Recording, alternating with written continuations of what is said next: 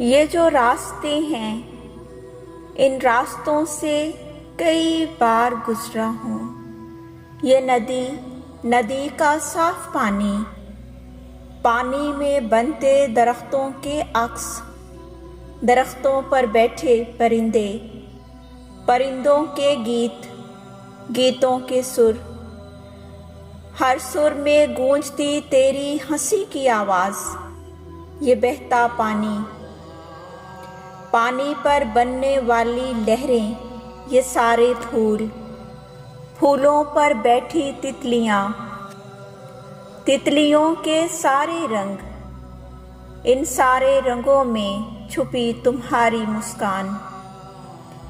ये जो रास्ते हैं, इन रास्तों पर चलना, चल के रुक जाना, रुक के बैठना, कुछ देर ठहरना, फिर से चल पड़ना।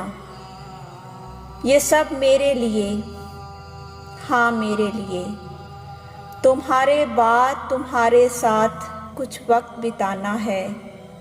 इन साथियों को बताना है कि अब तुम नहीं, कि अब तुम नहीं, इन रास्तों पर मेरे साथ अब तुम नहीं।